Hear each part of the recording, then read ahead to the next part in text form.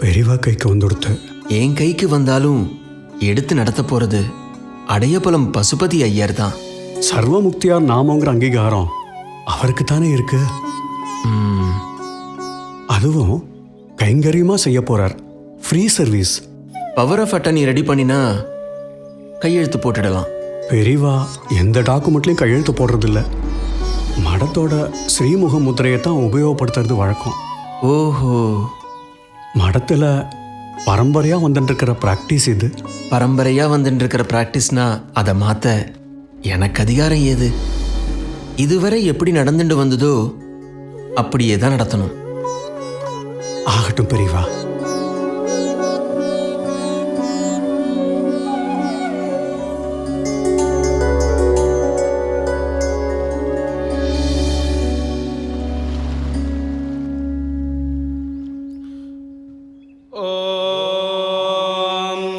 गणानात्वा गणपतिं हवामहे कविं कवीनामोपमश्रावस्तमम् ज्येष्ठराजं ब्रह्माणां ब्रह्मणस्पत आनशृण्वन्नोतिभिस्सीदसादनम् निशुसीदगणपते गणेशुत्वामा आहुर्विप्रातमं कवीनां नरते त्वत्रीजते किञ्चनारे महावर्गं भागवच्छिद्रवर्च ओम श्री महागणाधिपतये नमः।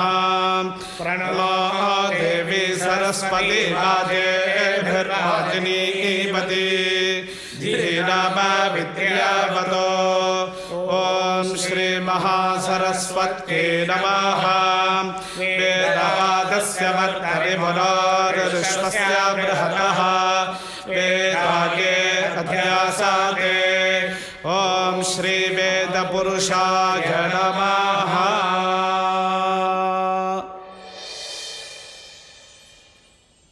வேதாத்தியானம்ங்கிறது சாமானியம் இல்லை. தாய் தோப்பனாரை பிரிஞ்சு குருகுல வாசத்தில் இருந்து 18 வருஷம் அத்தியாயனம் பண்ணியிருக்கேள். அப்படி பண்ணினதுனால தான் அக்ஷரம் பெசகாம ஸ்ருதி சுத்தமா மாத்திரையை பிடிச்சி உங்களால சொல்ல முடிஞ்சிருக்கு. வேதம் உங்களோட நின்றுடக்கூடாது. உங்க குழந்தைகளையும் வேதத்துக்கு விடணும். வேதம் வளர்ந்தாதான் தர்மம் வளரும். தர்மம் வளர்ந்தாதான் எல்லாரும் சௌக்கியத்தை அடையலாம்.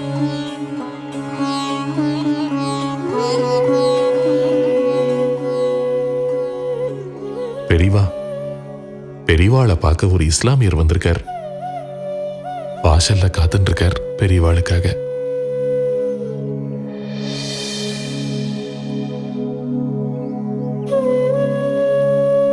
அழைச்சுண்டு வா. சரி பெரியவா.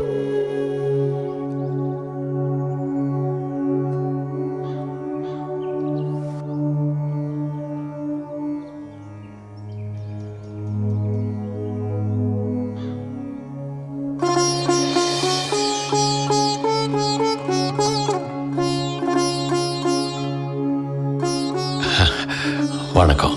உட்காரலாமே. காலு மேடையிலேயே உட்காரலாம். சரி, நல்லது. வேதத்தை காதால கேட்டேன். தங்களோட வருகையால இந்த மாயவரமே புண்ணியம் பண்ணிருக்கு. இந்த ஊரு ராஜாந்தோட்டம் அதை விட புண்ணியம் பண்ணிருக்கு. கிட்டத்தட்ட 300 பள்ளி குழந்தைங்க ராஜாந்தோட்டத்தில். அவங்க குளிச்சு முழுகி நெத்தியில திருநீர் பூசி செய்வாங்களே ஏதோ, அது சந்தியாவந்தனம், அக்னிஹோத்திரம். அதெல்லாம் முடிச்சு வேத பண்டிதர் வேதம் சொல்ல, குழந்தைங்க ஒரு சேர சொல்ல ராஜாந்தோட்டமே அதிர்வுல இருந்தது. உங்க பாஷையில சொல்லணும்னா ரிஷிகளோட ஆசிரமம் மாதிரி இருந்ததுன்னு அதை பார்த்தவங்க எல்லாம் சொன்னாங்க. வேதம் சொல்றவங்களும் சரி, அதை கேட்கிறவங்களும் சரி, உடல்ல அதிர்வு உணர முடியும். வேதத்துக்காக நீங்க எடுக்கிற முயற்சி பிரமிக்க வைக்குது. குரான் உங்க வேதம். அதுல தேர்ச்சி பெற்ற நிபுணர் நீங்க, சொல்வன்மை படைத்தவர். நீங்க அறியாததா?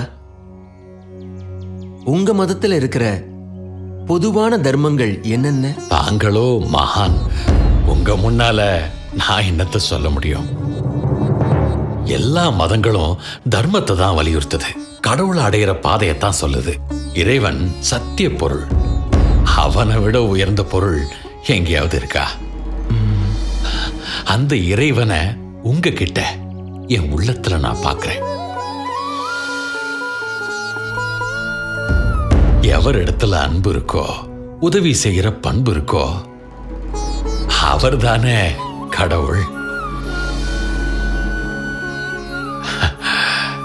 உங்களை சந்திக்கணும்னு தோணுச்சு, பார்த்துட்டேன். உத்தரவு வாங்கிக்கிறேன். பிரசாதம் வாங்கிக்கோங்க. வாழைப்பழம் எல்லாருக்கும் பொதுவானது.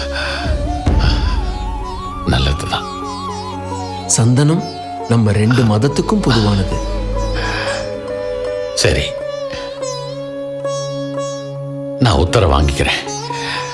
சரி, நல்லது, நான் வரேன்.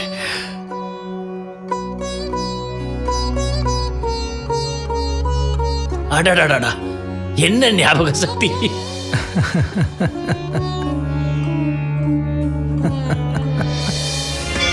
நடமாடும் தெய்வமே ஸ்ரீ சந்திரசேகரா,